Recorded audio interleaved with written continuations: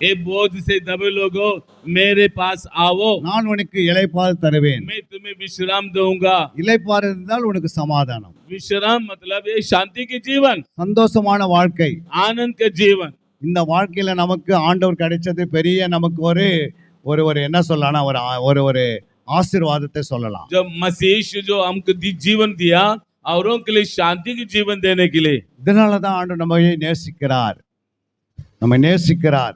यीशु परमेश्वर हमको प्रेम किया. எத்தனை பேர் விசுவாசிக்கிறீங்க? कितने लोग विश्वास करते हैं यीशु मसीह हमसे प्यार எத்தனை करता है? பேர் புரிகிறது நான் சொல்றது? कितने लोग समझ में आए इतना सारे वचन को? समझ गया? समझ அதனால में தான் आया? आवाज नहीं आ रहा? அதனால நம்முடைய வாழ்க்கையில மாற்றங்கள் வர வேண்டும் என்று ஆண்டவர் விரும்புகிறார். इसलिए हमारा प्रभु यीशु मसीह आप और हमसे प्रेम से स्नेह करने के कारण वो चाहता है. இங்க இருக்கிறவங்க ஒருவருக்கொருவர் எப்போதும் அன்பா இருக்க வேண்டும். यहाँ जितने लोग रहते हैं आपस में महिला लोग प्रेम के साथ रहना चाहिए. எப்போதும் நமக்குள்ள அன்பு வளர வேண்டும். हमारे अंदर प्रेम बढ़ना चाहिए. அன்பு சகல பாவத்தை மூடிடும். प्रेम सारे पापों को ढांपता है. அதனால தான் அன்பினாலே சபை கட்ட வேண்டும். प्रेम से कलीसिया बनाना चाहिए. உங்களுடைய மேய்ப்பருக்கு எல்லா வார்த்தையிலும் கீழ்ப்படிய வேண்டும். आपका चरवा आपका पास्टर को सारे बातों को मानना है. மேய்ப்பர் என்ன சொல்கிறாரோ அது ஆண்டவர் சொன்ன மாதிரி இருக்கும். जैसे पास्टर कहता है वो शब्द का हर एक बातों को स्वीकार करना चाहिए या परमेश्वर का वचन कहलाकर. அவர் என்ன சொல்கிறாரோ அது அப்படியே நிறைவேறும். जैसे कहा वैसे ही पूरा होगा.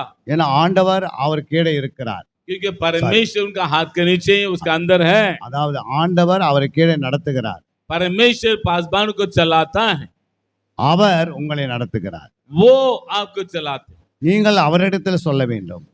आप सारे तकलीफ को पासबान के पास बताना. அவர் தேவனிடத்தில் தெரிவிப்பார். पासबान परमेश्वर के पास நாம் प्रकट करेगा. ஒன்றாய் இணைந்து ஜெபிப்போம். हम एक साथ मिलकर प्रार्थना भी करना चाहिए. ஒன்றாய் சாப்பிடுவோம். एक मन होकर भोजन करना चाहिए. ஒன்றாய் நித்திய ஜீவனை பெறுவோம். एक साथ अनंत जीवन जाना. ஒன்றாய் ஆத்மா ஆதாயப்படுத்துவோம். एक साथ सुसमाचार सुनाना. ஒரு அவையும் கெட்டால் எல்லாமே கெட்டு போடும். एक शरीर में अंग तकलीफ हो गए तो पूरा शरीर में तकलीफ होता है. ஒரு அவையும் பலவீனப்பட்டால் எல்லாமே பலவீனப்படும். हमारे शरीर में एक शरीर में तकलीफ ये कमजोरी बीमार होता है पूरा शरीर साथ देता है. ஒரு ஆத்மா பலவீனமானால் மற்ற எல்லா ஆளுமும் பலவீனப்படும். एक परिवार में एक व्यक्ति बीमार में है तो सारे लोग उनके लिए प्रार्थना कर उनके साथ मिलना चाहिए. நீங்கள் அந்த பலவீனத்துக்காக வேண்டுதலும் விண்ணப்பங்களும் ஜெபங்களை ஏறெடுத்துக்கிட்டே இருக்க उन வேண்டும். बातों के लिए लगातार प्रार्थना करना चाहिए, प्रभु को निवेदन करना चाहिए. ஏனென்றால் அந்த ஆத்மா பலவீனமா இருக்கும்போது சபைக்கு பலவீனம் வரும். एक आत्मा कमजोरी निर्बल आता है तो पूरा कलीसिया को निर्बल हो जाता है. ஒருவருக்கு ஒரு புத்தி சொல்லணும். एक दूसरे से सलाह देना चाहिए. எத்தனை பேர் சொல்றீங்க? कितने लोग उनको समझाते हैं सलाह देते हैं आपस में? கரங்களை உயர்த்தி காட்டுங்க. समझ में नहीं आया मेरा बात? समझ में आया मेरा भाषा? थोड़ा हिंदी को थोड़ा से जानते आप लोग. मेरे हिंदी थोड़ा कड़क रहता है क्या? समझ में आ रहा है क्या? हमारा भारत मध्य भारत के हिंदी थोड़ा कड़क रहता है, थोड़ा अलग है. समझ में आता? Very good. तो मुझे कोई मतलब नहीं यहाँ खड़ा होकर. Thank you. ஹல்லேலூயா. हालेलुया. இதெல்லாம் நமக்கு ஆண்டவர் கொடுக்கிற ஒரு கிருபை. परमेश्वर दिया के अनुग्रह. ஏன்னா நம்ம நல்லா இருந்தாதான் தேசம் நல்லா இருக்கும். जब हम अच्छा है हमारा देश भी अच्छा होगा. நம்ம நல்லா இல்ல அப்படின்னா தேசம் நல்லா இருக்க முடியாது. यदि हमारा हम अच्छे ठीक नहीं रहते देश भी ठीक नहीं रहेगा. நம்ம தேசத்து மேல குற்றத்தை சுமக்கிறோம். हमारे देश के ऊपर उंगली उठाते हैं. நம்ம ஜெபிக்காத குற்றத்தை சுமக்கிறோம். हम प्रार्थना नहीं करते हैं उस उंगली उठाते நீ हैं. ஜெபித்து பாரு, प्रार्थना करके देखो உன் வீடு ஆசீர்வதிக்கப்படும். आपका घर आशीष पाएगा. हमें உன்னுடைய ஊர் ஆசீர்வதிக்கப்படும். आपका गांव आशीष पाएगा. உன்னுடைய சிட்டி ஆசீர்வதிக்கப்படும். आपका शहर आशीष पाएगा. உன் தேசம் ஆசீர்வதிக்கப்படும். आपका देश आशीष पाएगा. हमें நேரத்தை கொடுத்து பாரு, आपका समय देख कर दो. அப்ப பாரு தேசம் சமாதானமா आप இருக்கும். देखिए समय ज्यादा दो प्रभु देश को आशीष देगा. நம்ம ஜெபிக்காதனால தான் हम प्रार्थना नहीं करने का எல்லா அந்தகார ஆவிகள் தேசத்தை சுத்தி கொண்டிருக்கு. सारे अंधकार का शक्तियां जादू तंत्र मंत्र शक्तियां देश के अंदर झगड़ा को उत्पन्न कराते. யோவான் 1:12 வாசித்து பாருங்க. यूहन्ना रचित सुसमाचार पहला दिया 12 वचन पढ़ेंगे. The book of John chapter 1 verse 12. Thank you Lord. यूहन्ना पहला दिया 12 वचन. परंतु जितनों ने उसे ग्रहण किया उसने उन्हें परमेश्वर की संतान होने का अधिकार दिया, अर्थात उन्हें जो उसके नाम पर विश्वास रखते हैं। நாம் தேவனுடைய பிள்ளைகளாய் இருக்கிறபடியால் यहाँ लिखा पहला दिए 12 वचन में हम परमेश्वर के संतान होने के लिए தேவன் நமக்கு அதிகாரம் கொடுத்திருக்கிறார். परमेश्वर हमको अधिकार दिया है। எத்தனை பேர்கிட்ட அதிகாரம் இருக்கிறது? कितने लोग अधिकार है के अलग विश्वास करते हैं? हालेलुया। நம்ம எல்லாம் தேவனுடைய பிள்ளைகள். हम सब परमेश्वर के संतान हैं। தேவனுடைய பிள்ளைகளுக்கு தேவன் அதிகாரம் கொடுத்திருக்கிறார். परमेश्वर संतान के लिए अधिकार दिया है। அதிகாரம் என்றால் என்ன? अधिकार मतलब क्या? பிசாசு போனா போவோம். ये शैतान निकल जाने का है। ஒருத்தருக்குள்ள பிசாசு இருக்கிறது. ஒருத்தருக்குள்ள பிசாசு एक இருந்தால் व्यक्ति के अंदर दुष्ट आत्मा है तो நீங்க அந்த பிசாசை வெளியே போனா போயிடும். यदि आप विश्वास पवित्र जीवन बिताने से यदि आप बोलेंगे जोर से ए शैतान निकल जाना ही है। இயேசு நாமத்தை வெளியே போ. यीशु के नाम से निकल जा। நான் தேவனுடைய பிள்ளை. मैं परमेश्वर के संतान हूँ। எனக்கு தேவன் அதிகாரம் கொடுத்திருக்கிறார். मुझे यीशु मसीह ने अधिकार दिया है। அப்படி சொல்லணும் நீங்க. आप कहलाना चाहिए। அப்படிதான் விசுவாசிகளை தேவன் வைத்திருக்கிறார். तभी तो इसीलिए प्रभु ने रखा है विश्वासियों को। மார்க் 6:16-17 வாசிப்போம். मेहरबानी से पढ़ेंगे मरकुस सुसमाचार 16-17 16 अध्याय 17 वचन। 17 वचन. मार्क 16 और 17 को पढ़ो. विश्वास करने वालों में ये कि वे मेरे नाम से दुष्ट आत्माओं को निकालेंगे, नई नई भाषा बोलेंगे, सांपों को उठा लेंगे और यदि वे आए तो भी उनकी कुछ हानि ना होगी। वे बीमारों पर हाथ रखेंगे और वे चंगे हो जाएंगे। நீங்க படிங்கம்மா. आप पढ़ी। இல்ல இவரு நீங்க படிங்கம்மா தமிழ்ல.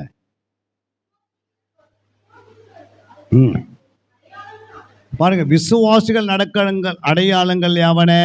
देख लीजिए विश्वासियों के बीच में क्या चिन्ह होंगे? என் நாமத்தினாலே मेरे नाम से விசுவாசிகளை துரத்துங்கள். दुष्ट आत्मा को निकालेंगे, நவமான பாஷைகளை பேசுங்கள். नए नए भाषा बोलेंगे। வாசிங்க அடுத்தது. சர்ப்பங்களை எடுப்பார்கள். சாவுக்கு ஏதோன் யாதொன்றும் குடித்தாலும் அவர்களை சேதப்படுத்தாது. सांपों को उठाएंगे, नाशों को सुपेंगे, उनकी भी हानि ना होंगे। வியாதி மேல கைகளை வைப்பார்கள். बीमारी के ऊपर हाथ रखेंगे, அப்போது அவர்கள் तब वो சொஸ்தமாவார்கள். चंगाई हो जाएंगे। आमीन, அல்லேலூயா. हालेलुया। எத்தனை பேர் வைக்க போறீங்க வியாதி மேல கை? कितने लोग आप बीमार के ऊपर हाथ रखेंगे? அவங்கள்ட்ட கரங்களை உயர்த்தி காட்டுங்க. थोड़ा हाथ उठा के दिखाइए, मैं बीमार के ऊपर हाथ रखूंगा। कुछ लोग डरते भी हाथ उठाने के लिए। अजय पैसा नहीं चाहिए, हाथ तो उठा सकते ना। நீங்க யாரு? தேவனுடைய பிள்ளைங்க. आप और हम कौन है? हम परमेश्वर के संतान है। உங்களுக்கு ஆண்டவர் அதிகாரம் கொடுத்துட்டாரு. आप और हम सबों का अधिकार दिया है। உங்களை விசுவாசி சொல்லிட்டாரு. आप विश्वासी कहला दिया गया। 3 அப்பாயின்மெண்ட் கொடுத்துக்கிறாரு உங்களுக்கு. 3 प्रकार का कार्य, 3 விதமான அப்பாயின்மெண்ட் கொடுத்தாச்சு. 3 प्रकार का कार्य को प्रकट होता है। 1 தேவனுடைய பிள்ளை, आप परमेश्वर के संतान, 2 தேவனுடைய அதிகாரம் பெற்றவர்கள். और दूसरा अधिकार पाए लोग है। நீ தேவனுடைய விசுவாசத்தை காண்கிறாய். तीसरी बात, आप परमेश्वर के विश्वास कामों को देखोगे। இப்போ நீ போய் வியாதிஸ்தர் மேல கரங்களை வைக்கணும். आप और हम अपने पड़ोसी के ऊपर सिर दर्द, पाव दर्द, पेट दर्द, छाती दर्द, दुष्ट आत्माएं तो जरूर हाथ रखते प्रार्थना कर सकते அது हैं। எத்தனை பேர் வைக்க முடியும்? आप हाथ रख सकते हैं। நீங்க வைக்கல அப்படின்னா அவங்க மேல இருக்கிற வியாதி உங்க மேல வரும். अगर उनके ऊपर हाथ नहीं रखेंगे उनकी बीमारी आपके अंदर आ जाएंगे பயங்கரமான ஒரு கொடிய வாதை நோய்கள் வரப்போகிறது. और कई प्रकार का भयानक दिन आने वाला है। அந்த நாள்ல ஹாஸ்பிடல் எல்லாம் மருந்து இருக்காது. और आने वाले दिन में भयानक दिन में दवा खाने में गोली नहीं मिलेगा। முதல் கொரோனா வந்தது. पहले कोरोना आया, அப்போது ஹாஸ்பிடல் மட்டும் திறந்திருந்தது. और कोरोना का दवाखाना खुला था, அப்போது ஆலயங்கள் மூடப்பட்டிருந்தது. और मंदिर पूरा बंद था। இப்போது வரவ பயங்கரமான கொடிய வியாதி நோய்கள் வரப்போகிறது. आने वाला दिन में इससे बढ़कर भयानक महामारी आने वाला है। அப்போது ஹாஸ்பிடல் எல்லாம் மூடி இருக்கும். तब दवाखाना भी बंद रहेगा। அப்போது எல்லா மினிஸ்டரும் வியாதியோட ஆலயத்துக்கு வருவாங்க. सारे एमएलए, एमपी, अधिकारी, मंत्री लोग सब मंदिर में आएंगे। आमीन। அப்போது பாஸ்டர் விசுவாசிகள் கைகளை வச்சு ஜெபம் பண்ணுவார்கள். सब पास्टर विश्वासी लोग वो मंदिर के ऊपर हाथ रखते प्रार्थना அப்ப करेंगे। தேவ வல்லமை பயங்கரமா வெளிப்படும். वो उस समय पर प्रवेश का काम बड़ी भयानक रूप में प्रकट होगा। அப்படி நீங்கள் அந்த விசுவாசத்தின்படி நீங்க கையில வைக்கலனா तब विश्वास के साथ अगर प्रार्थना नहीं करे तो அந்த வியாதி உங்களை தாக்கும். वो बीमारी आपके ऊपर आएगा சபையில முக்காபாகம் ஜனங்கள் போய்விடுவாங்க. और कलीसिया से बहुत सारे लोग चले जाएंगे। யாரெல்லாம் விசுவாசிக்கிறாங்களோ அவங்க மட்டும் சபையில இருப்பாங்க. जो लोग मजबूत विश्वास है वो कलीसिया में रहेंगे। அவங்க சபையிலே டாக்டர்களா இருப்பார்கள். वो कलीसिया में डॉक्टर के रूप में रहेंगे। அவங்க மினிஸ்ட்ரிக்காக ஜெபம் वो பண்ணுவார்கள். अधिकारी मंत्री लोगों के लिए प्रार्थना करेंगे। அவர்கள் எல்லா அதிகாரிகள் சென்ட்ரல் கவர்மெண்ட் ஸ்டேட் கவர்மெண்ட்ல வேலை செய்ய பிரைவேட்ல வேலை செய்யறவங்க வியாதிகளுக்கு அவர்கள் கைகளை வச்சு ஜெபம் பண்ணுவாங்க. जो सरकारी ड्यूटी में रहते हैं वो भी आएंगे, उनके ऊपर प्रार्थना करेंगे, वो चंगाई हो அந்த जाएंगे। விசுவாசி ஜெபிக்கும் போது அவங்க விடுதலை ஆகும். जो विश्वासी लोग प्रार्थना करेंगे वो छुटकारा पाएंगे, ஏனென்றால் ஆலயம் மட்டும் திறந்திருக்கும், क्योंकि कलीसिया खुला रहेगा। மீதி எல்லாம் மூடப்பட்டிருக்கும். पूरा दवाखाना ऑफिस पूरा बंद रहेगा, ஹாஸ்பிட்டல்லாம் மூடப்பட்டிருக்கும். दवाखाना बंद रहेगा, ஏன்னா அதுல மருந்து வேலை செய்யாது. क्योंकि वो गोली नहीं चलेगा। அப்போது இயேசுவின் விசுவாசம் வேலை செய்யும். तब विश्वास मजबूत के साथ काम होगा। அந்த நாள் வர சீக்கிரமா இருக்கிறது. वो दिन आने वाला है। நீங்க விசுவாசித்தால் தேவனுடைய மகிமையை காண முடியும். यदि आप विश्वास करेंगे तो प्रभु का महिमा पाओगे। நீ விசுவாசித்தால் எல்லாம் உனக்கு கூடும். यदि आप विश्वास करेंगे सारे काम सफल होगा। எத்தனை பேர் விசுவாசிக்க போறீங்க? कितने लोग विश्वास करते हैं मेरे शब्द को? बोलो प्रभु यीशु मसीह की। இப்போதே ஜெபம் பண்ணி விசுவாசத்தை பெற்றுக்கொள். अभी से प्रार्थना करो, हे प्रभु मुझे विश्वास का सामर्थ्य दे। எனக்கு நல்ல விசுவாசம் வல்லமை தாங்கன்னு கேளுங்க. प्रभु विश्वास का सामर्थ्य दे के लगे मांगिए ना। ஏன்னா இது எந்த காலம்னு பாக்குறீங்கன்னா கிருபையின் காலம் முடிந்து உபத்திர காலம் ஆரம்பமாக போகுது. अब ये समय जो अनुग्रह के समय समाप्त होगा, क्लेश के समय आरंभित हो जाएगा। அப்போது உங்ககிட்ட விசுவாசம் இல்லைன்னா நீங்க நிக்க முடியாது சபையில. अभी आप विश्वास नहीं तो आप कलीसिया में स्थिर खड़ा नहीं कर सकेगा। விசுவாசிகளுக்கு ஒரு அடையாளம் இருக்கிறது. विश्वासियों के बीच में एक चिन्ह है। நீங்க போய் பாருங்க, எந்த இடத்துக்கும் ஒரு அடையாளம் இருக்கிறது. हर एक जगह पर हर एक स्कूल के लिए चिन्ह है, हर एक जातियों के लिए चिन्ह है, हर एक भाषाओं के चिन्ह रहता है। அதே போல விசுவாசிக்கு ஒரு அடையாளம் இருக்கிறது. उसी प्रकार विश्वासियों के भी एक चिन्ह रहता है, அதுதான் அதிகாரம். वो है अधिकार। இதெல்லாம் நீங்க பெற்றுக்கொள்ளனா यदि आप सब प्राप्त नहीं किए तो அந்த வியாதி கொடிய வியாதியா இருக்கும். वो भयानक बीमारी रहेगी बाद में। அது ஒரு ஆளை பிடிச்சுச்சுன்னா यदि वो बीमारी एक व्यक्ति को पकड़ लिया அது மரணத்தை கொண்டு வரும். मृत्यु को लेकर आएगा उसको।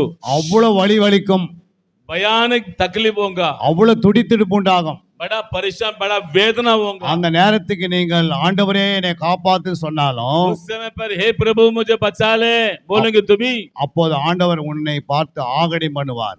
उसके समय पर प्रभु कहता है मुझे नहीं मालूम। ஆகடி பண்ணுவார். ஆகடியும் நீதிமொழியில் இருக்குது, ஆபத்து காலத்தை நோக்கி கூப்பிட்டால் உன்னை ஆகடி பண்ணுவேன்.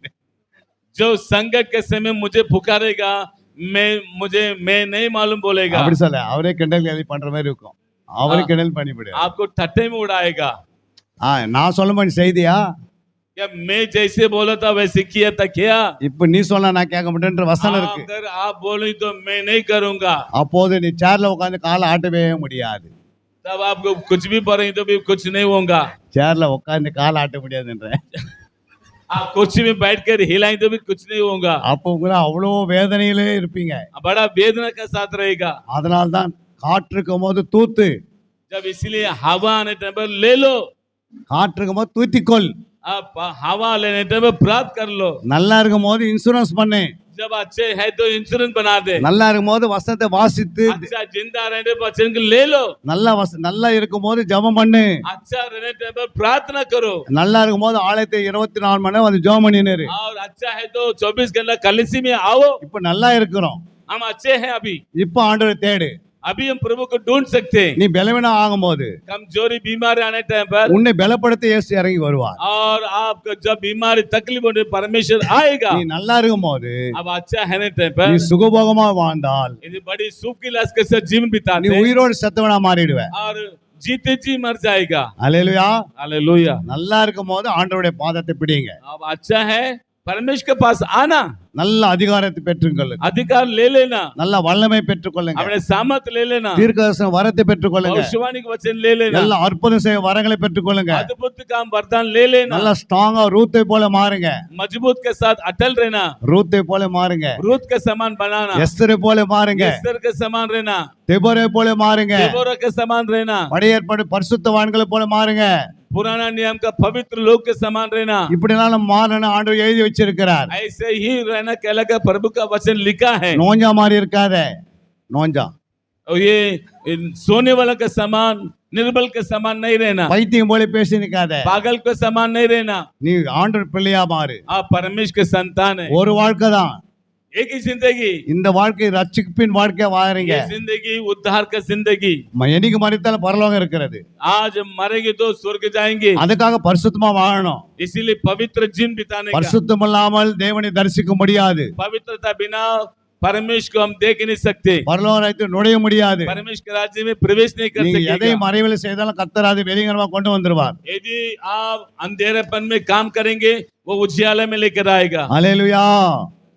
எத்தனை பேருக்கு புரியுது உங்களுக்கு? कितने लोग समझ गया? கர்த்தருடைய வார்த்தையை நினைவு கூறுங்கள். परमेश्वर के वचन की याद करो। யோவான் 8:32 வாசிக்கலாம். योहन्ना 8:32 वचन पढ़ेंगे। The book of John chapter 8 verse 32।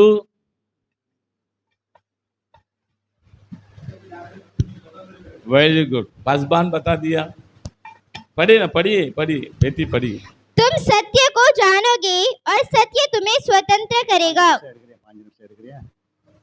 Hallelujah. Hallelujah. சத்தியத்தை அறிவில் சத்தியம் உங்களை விடுதலையாக்கும். सत्य को जानोगे, सत्य तुम्हें स्वतंत्रता करेगा। சத்தியம் என்றால் என்ன? सत्य का मतलब क्या? சத்தியம் பிசாசுக்கு தெரியுமா? कि सत्य को शैतान को पहचानते हैं? அவன்கிட்ட இருக்குதா சத்தியம்? उनका पास सत्य है, வசனம் இருக்கா அவங்ககிட்ட? उनका पास वचन है, वचन नहीं उनका पास। சத்தியனா என்றால் வசனனா என்ன? सत्य मतलब क्या, वचन मतलब क्या? அரிசிக்கும் சோறுக்கும் வித்தியாசம் இருக்குதா? चावल, कच्चा चावल, पका हुआ चावल, फर्क है क्या? அரிசி சாப்பிட்டா வயிறு வலிக்கும்,